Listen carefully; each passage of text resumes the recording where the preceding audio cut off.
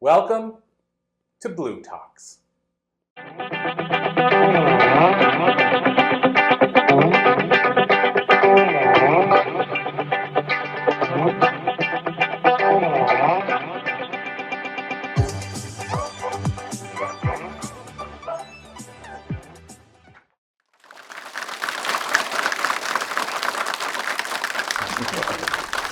Awesome. Okay, Wendy Brookhouse, so excited to have you here today with me. And I'm going to jump right in. 20 minutes is never enough time. Thank you guys for being here it's basically we started doing these as live podcasts. I always thought if we're on the road doing our events anyway, why don't we do live podcasts since we're publishing podcasts as well at the same time? I told you last night this might work quite well because we're actually launching a new bLU Talks podcast called The Army of Love. And the idea is our normal podcasts are your talk will air, almost like TEDx. This one's going to be the interviews we do will air, and then we're going to have a different host each time that just introduces it, which we have a bureau, which you know you're a part of, that I put it out and said, who wants to be a host? It'll be like a 5-minute intro to our interview. So, By the way, I'm going to give us an extra 45 seconds because of the fact that I just took it up to say that. But it's kind of an introduction for what we're going to do. So having said that, thank you guys so much. I'm super excited to be here with Wendy. And so, Wendy, what I usually like to do, which is I know counter to what most interviewers do. Most interviewers sit here and read a bio. And for me, I get words messed up and everything. It just doesn't do it justice. So can you tell us even just a super quick Reader's Digest about kind of who you are and what you do? Okay, so I am by titles and education a certified financial planner, a certified business value builder. I have my executive MBA, so a whole stream of education in behind me. But what I believe I truly do is I help entrepreneurs understand how to build the value of their business, build personal wealth, build legacy, and freedom. And those things are all really, really closely aligned. And so that's why I like working on all of them together. I love it. I'm actually reading a book right now. If you haven't gotten it yet, it's brand new. I recommend it. It's called Exit Rich by Sharon Lecter. Yes. I pronounced it wrong, I know. And then I forget the other name of the other person. But Sharon has been a part of that for years. She co-wrote, Rich Dad, Poor Dad. You guys have heard it, Robert Kiyosaki. He says what he handed her wasn't really a book. So she kind of wrote it. And she wrote Think and Grow Rich for Women. She's advised presidents, written their memoirs. So, but it's funny because she goes between both sides, the wealth side as well. So in the wealth side, this is front of my mind right now. Okay. The idea of building value in our business. Yeah. So I'll jump right in there. I think that's where I'm going to focus. But for those of us that are entrepreneurs, how can we start that process of building wealth in our business? And is there a mindset shift? Because I know, Michael E. Gerber wrote The E-Myth, and he talks about the technician. And I think most of us are technicians, which is like we did this before the business and we brought that into the business. And basically what we did is we just made ourselves work harder for less money and more hours because we're doing the exact same thing, but we're running it like we're still a plumber versus running the company that hires other plumbers and manages a business. So anyway, that's just, I think, what our mindset challenge is. How do we start changing that and how do we start building a business that adds value? Absolutely. Well, I actually love that you referenced that book because that actually was a big game changer for me. And I love looking at the different hats we wear. And you're right, we start out as technician.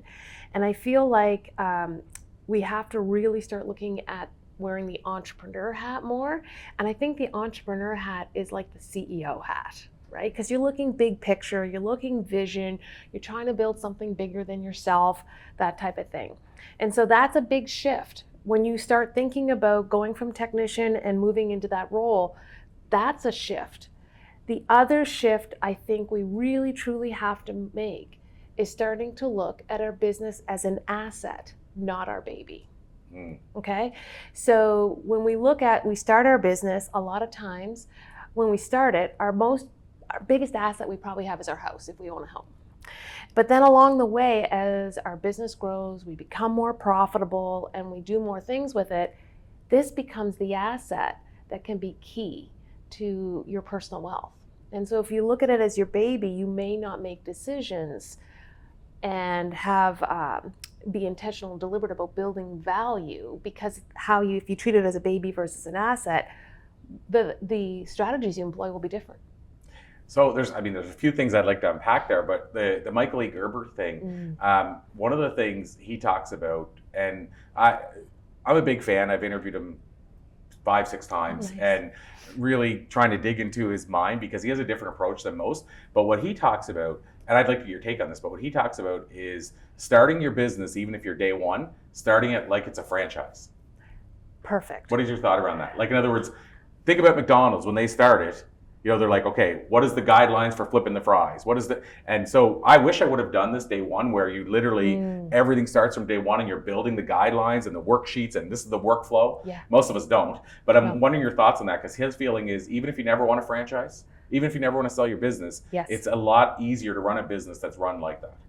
100%. And that also, having that vision of the day after you start the business is the day you start thinking about how you transition that business. Because there's actually 4 or 5 different ways you can get out of your business. You might bring your family into it. You might transition it to key employees. You might sell to a third party. So there's a lot of options there that sometimes people don't consider. You might become chair of the board, meaning that the company runs and you just do strategy. You do nothing else. So there's all kinds of ways. But you're right, the franchise model now, what's really funny is I worked at McDonald's. So when I was in my high school. They turned me down in the interview. Sorry, go ahead.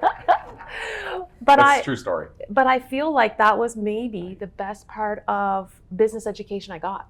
Because I did see all the checklists that came out. I can remember, when I got my employee evaluations, they had a checklist they worked their way through and said, okay, based on your score, here's how much more we're going to pay you per hour, right? So it was very systematized right from the get-go.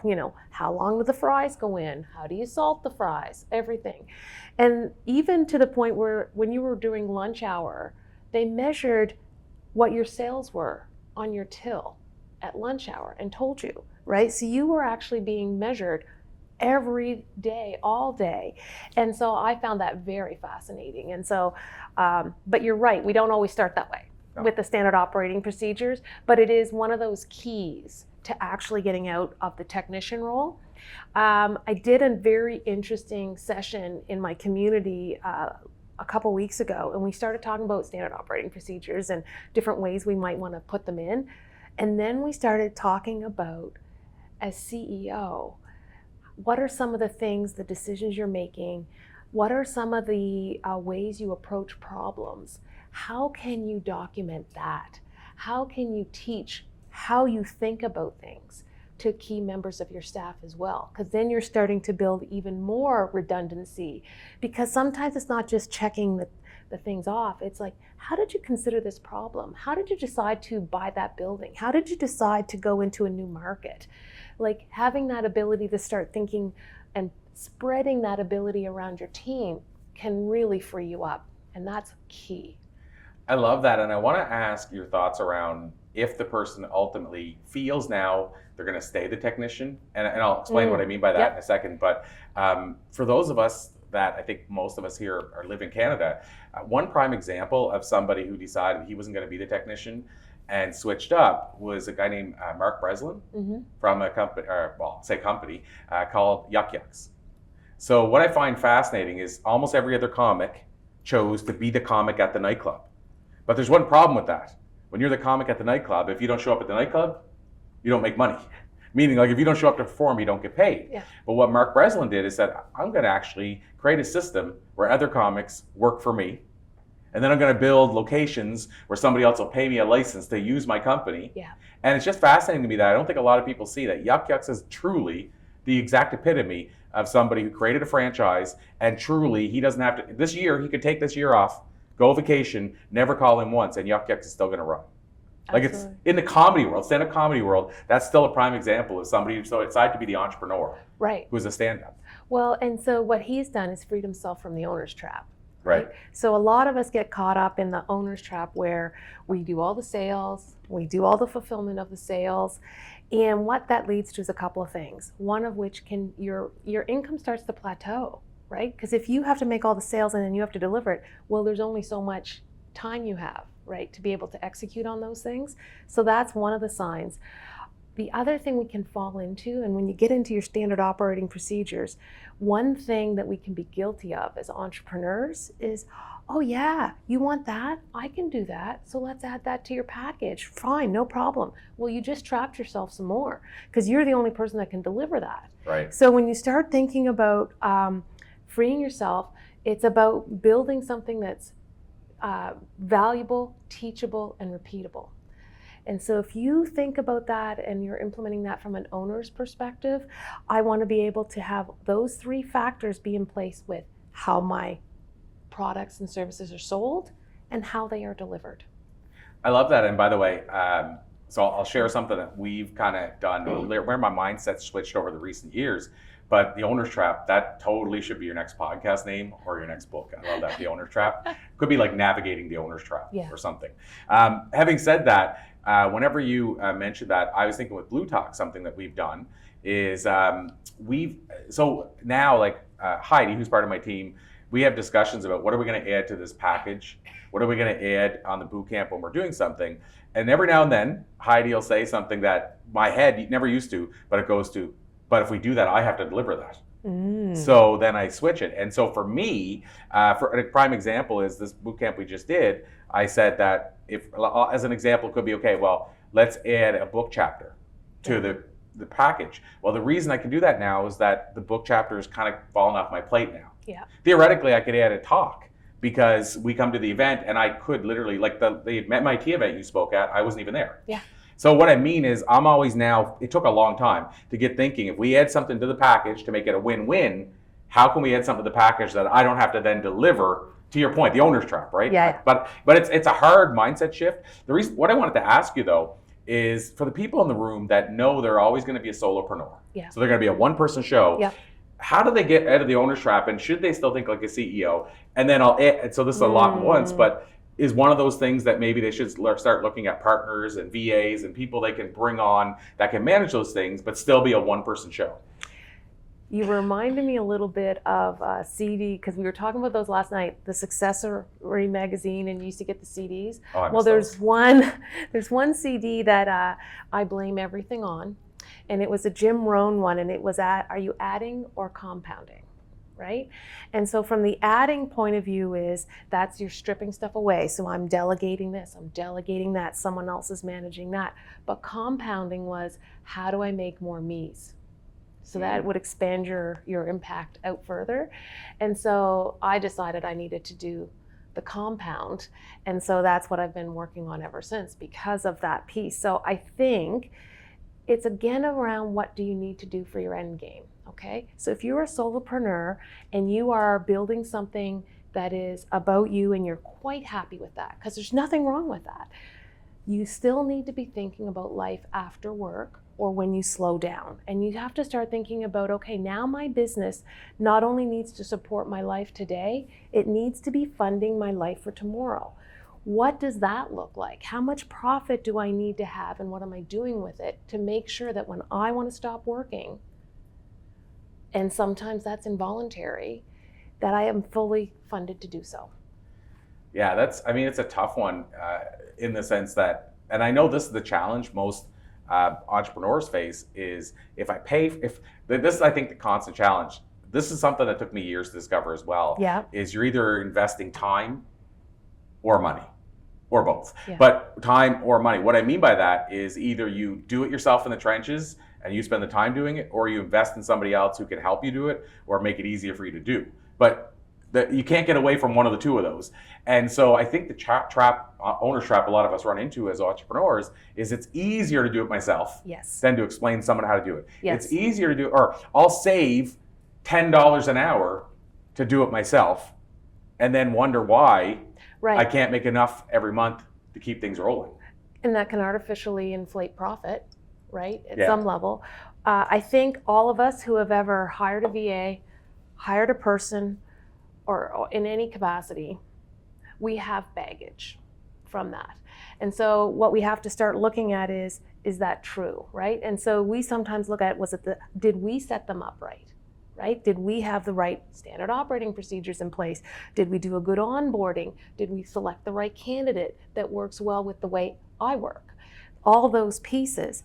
And then going, okay, so that didn't work out, now we analyze. And so because It's so true. We can fall into the, it's easier to do myself. Yes, it is the first time, but if you can then take that off your plate because you've taught someone else, now you have space to go get another client, to take some free time, to do something else. So you have to look at the carrot and have a systemized approach to that.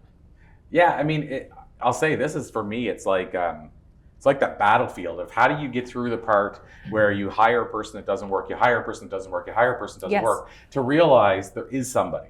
So like, for example, with us now, we have multiple VAs, and we're kind of still looking at which ones are still a synergistic fit and which ones we may have to look at, changes we may have to make.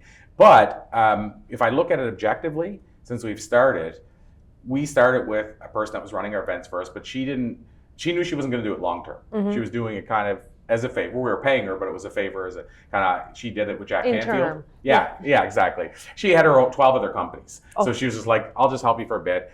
And then Heidi came on board after that, but we knew the first person was going to stay. So that was a growing pain because I knew it was long term. But Heidi's been with us since the second she started. She's been the rock and the cement. We had different, and again, I'm not trying to knock anybody, but we had different scenarios with filming, and we had issues and lack of consistency. And now Tyler's on our team, and he's been on our team for about 2 years and done almost every event for the last 2 years. And so when I look at it, in about 2 years, we've had almost, especially the core people, no changeover, including the people that edit our books, the people that format the books, the people that do the cover book. The design has been done by the same person 12 times. So what I'm getting at is I spent years as a solopreneur going on Upwork and Fiverr or 99 Design and going through people that didn't work. Like a lot of bad experiences. And what I'm getting at is it's hard to push through that. But now on the other side, I'm like, look, you can actually find people that'll be a good fit. And that's kind of the point. You have to get over your baggage, right? So unpack it, look at it, and then discard what didn't work and use what did, right? And it's all, every time, it's a learning lesson because sometimes it's not them. Sometimes it's you, right? And so understanding where that was and who was the bigger issue. Now, another thing that we used to do when we hired people is we would use assessment tools. And they're actually really interesting because we would learn their thinking style and all this type of stuff. And one of the key things that we were always attracted to was people who were quick thinkers and highly social. And they actually didn't work out well in the organization, but we loved them. And so, and the hard part is when you're interviewing people who are highly social and very verbally quick, it's really hard to find the question that actually uncovers, are they a true fit or not? So we were in the trap of hiring the same kind of person over and over again because we were attracted to them personally. So we changed our whole system as a result of that. And they're quick thinkers, so they knew how to answer. Boom, right? They actually knew how to answer you to make you want to hire them. Exactly. And then they came in and they didn't work out. And this came really flash because we were working with another company and he goes, oh, wow, they have the same profile as the last person you just let go. And you were like, oh my goodness. We hadn't realized until that point. Wow. Yeah, I mean, anybody that says entrepreneurship is easy, you know, I wish them luck. You know, like absolutely. Or I think they haven't been doing it long enough.